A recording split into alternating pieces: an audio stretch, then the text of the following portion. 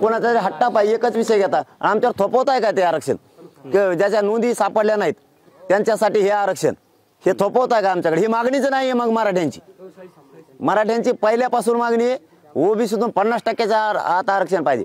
ज्याच्या नोंदी मिळाल्या त्यांना प्रमाणपत्र द्यायचे आणि ज्यांच्या नोंदी मिळाल्या नाहीत त्यांच्यासाठी महाराष्ट्रभरातल्या मराठ्यांसाठी सगळ्या सोयऱ्यांची अधिसूचना काढून त्याची अंमलबजावणी करायची.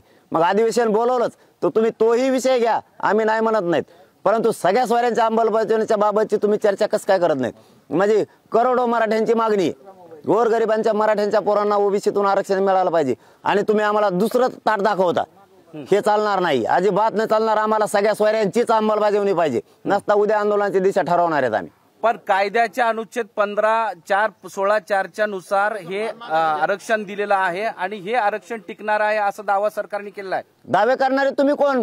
कोर्टात जायचं आणखी ते एवढा येडा मराठा राहिला नाही आता. इथून पाठीमागे असे दावे होते 15(4) नुसार गेले तुम्ही आणि 19 कलमानुसारही गेले, 102 103 घटना दुरुस्ती करूनही गेले. मान्य न्यायालय काय म्हणतं हे बघायला लागणार आहे. न्यायालय काय म्हणतंय त्यांच्या त्रुटी सगळ्या भरून काढाव्या लागणार आहेत आणि त्याची हिअरिंग ओपन कोर्टात होणार आहे का हे बघावं लागणार आहे.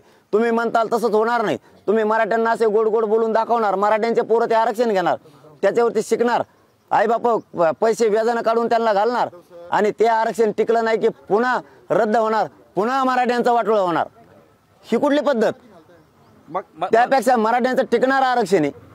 मराठ्यांचं कुणबी आरक्षण हे हक्काचं आरक्षण आहे आणि ज्यांना मिळणार, ज्यांच्या नोंदी मिळाल्या नाहीत त्यांच्यासाठी सगळ्या सोयऱ्यांची अधिसूचना आहे, त्याची अंमलबजावणी. मराठ्यांच्या पोरांना राज्यापासून केंद्रापर्यंत आरक्षण मिळतं आणि मराठ्यांचे पोरं मोठे होते. ही मागणी आहे मराठ्यांची.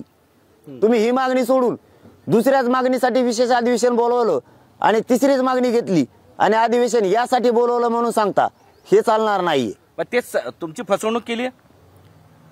याला दुसरं काही मार्गच नाही, फसवणूकच म्हणलं जातं. किती दिवस फसवणूक करणार तुम्ही? तुम्ही अधिसूचना काढली आणि आता तिची अंमलबजावणी नाही करणार, हे कुठं शक्य आहे? अधिसूचना काढलीच कशाला? सरकारी का कोणी? तुम्ही अधिसूचना तुम्हीच काढता आणि अंमलबजावणी तुम्हीच करणार नाही, मग अधिसूचना काढली कशाला? हे जर आरक्षण तुम्हाला द्यायचं होतं तर काढलीच कशाला? ही मागणी हाय कोणाची? कोणत्याच मराठीची नाहीये. आता पुढे काय? उद्या आंदोलनाची दिशा ठरवणार. जर यांनी आज संध्याकाळपर्यंत या अधिवेशनात सगळ्या सोयऱ्यांची चर्चा करून अंमलबजावणीची जर घोषणा नाही केली तर उद्यापासून आंदोलनाची दिशा ठरणार आहे आमची.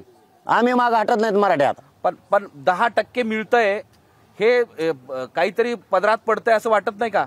100-150 जणाला दोघा तिघाची मागणी ती, त्यांच्या अट्टापायी त्यांना पाहिजे फक्त ते. पण त्याच्यात मराठ्यांच्या पोरांचं वाटलं होणार आहे. ते जर आरक्षण टिकलं नाही तर पुन्हा मराठ्यांचे पोरं जसे मागे ECBCचं रद्द झालं, 4 वर्ष आंदोलन केले, असेच पुढं 5-7 वर्ष आंदोलन करायची.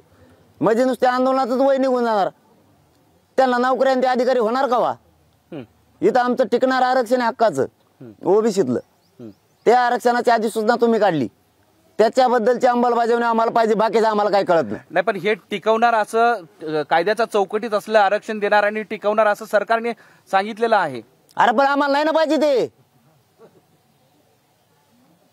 ज्या जमिनीचा 7/12 नाही तर तू कसं काय टिकणार? ज्या जमिनीचा 7/12 तेच कोर्टात टिकणार की ही जमीन तुझी, ही ताबा कर. ते टिकतच नाहीये, ते तू बार देणार, ते 50%च्या वर जात आहे. इंदिरा साहनीचं जजमेंट सांगतं 50%च्या वर आरक्षणात टिकत नाही. अरे मराठे हुशार झाले बाबा. आता इथून मागे तुम्ही आम्हाला तेच शिकलं, आम्ही टिकणारं दिलंय. ECBC टिकणारच होतं, कमून वाटलं झालं मराठ्यांच्या पोराचं.